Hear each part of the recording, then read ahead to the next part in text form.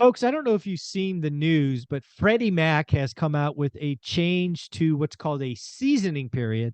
And in my opinion, effectively killed the BRRRR market. BRRRR stands for buy, rehab, rent, refi, repeat. And over the last 3 or 4 years, there's been lots of books sold and easy money being made with this strategy. But there's a key element. You need to refi. And cheap debt, Freddie Mac, Fannie Mae used to allow you to do that at the end of 6 months. They are now, I think in April, pushing that back to 12 months. So effectively, your entire cost structure has changed for BRRRR projects. I think they've destroyed BRRRRs. Like if you're in the middle of the one and you were hoping to get out in 6 and now it's 12, ouch.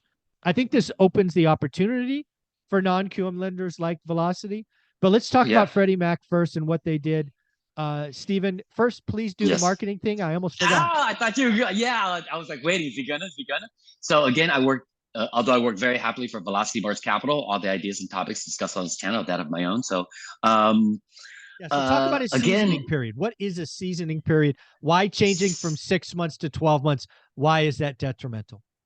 Well, again, it just ties your money up into your property or your project longer than, expected or wanted in this case, because when the market's starting to move where property values are just going down, maybe you're in a certain market that's really decreasing at a rapid speed, you want to get your money out fast to try to sell. But if your money's locked up in there to where the lender now isn't going to recognize that current market value or after rehab or ARV value, now you're stuck in that.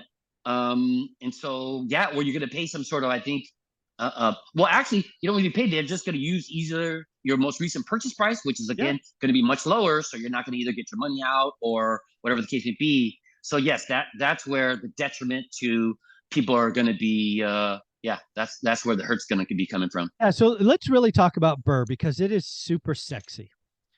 I mean, the story of BRRRR is I can build a real estate portfolio, Steven, without any of my own money.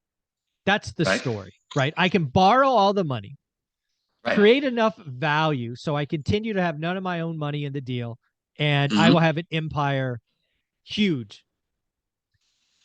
That's the story. What Freddie Mac has just come out has done is drastically changed that story, because here's the deal, right? Historically, you would buy a property, it would be a wreck.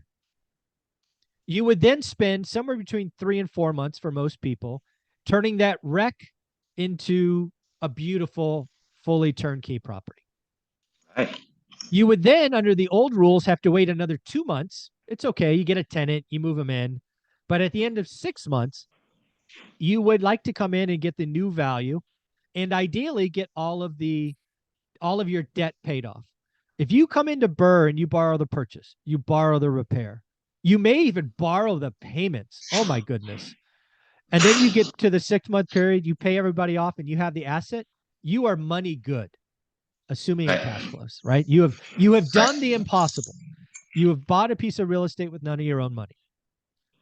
Now, that same process happens. 3 or 4 months, you get a tenant, you're waiting, but now you've got to click off 6 more months of mortgage payments. And again, these mortgage payments are probably private or hard money, probably 8, 9, 10, 11, 12%. And you're going to get to the end of that with 6 more months of payments. You are not going to be money good. And it's just destroyed the game, right? That extra 6 months is so painful.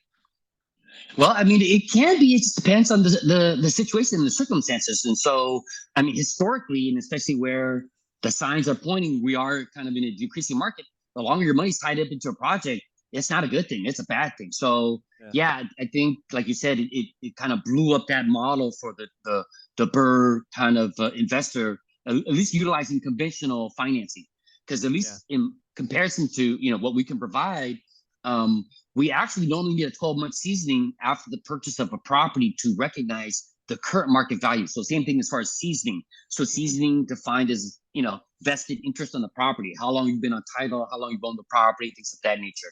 So that's where the word seasoning defined under mortgage terms would be. So for us, normally it is 12 years, same thing as Fannie No, and Freddie. 12 months, 12 months, not 12 12 years. months, excuse me. Thank you for correcting. So, but for us though, there's a caveat, right? 12 years. Wow, you thought you guys have paid. Yeah, you thought 12 months was bad. Whoa. Yeah, we got the indentured servant loan. Anybody coming up for 12 years? Anyway, so 12 for months. us though, 12 months normally. But as a caveat though, if you did the work on your own, let's just say you kept a good paper trail, right? Before and after pictures, Yeah. paid invoices, maybe some walkthrough videos. I mean, like somebody does on his channel. Come on. Right. Oh my God. There's a reason I do these things. I would just put a link on your loan app and just go click on that. Here's before, here's after. Right.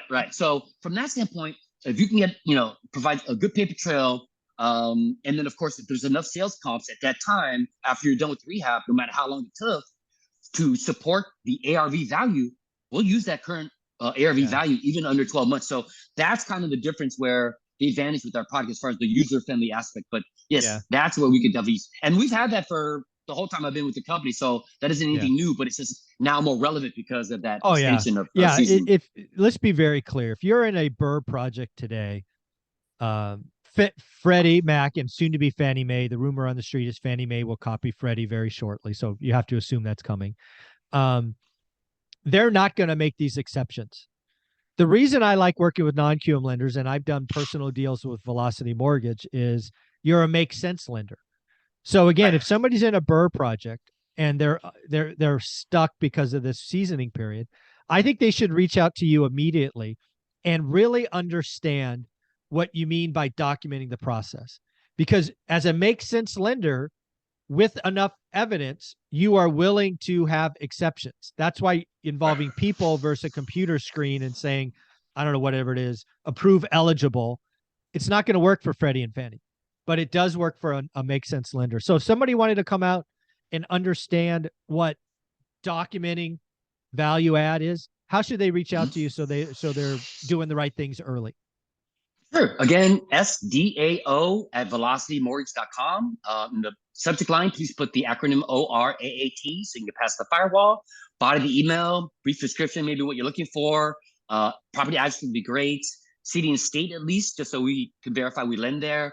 Your mid-FICO score, best phone number to reach you at, and typically 24, 48 hours, I'll be in touch. Awesome. Thank you very much.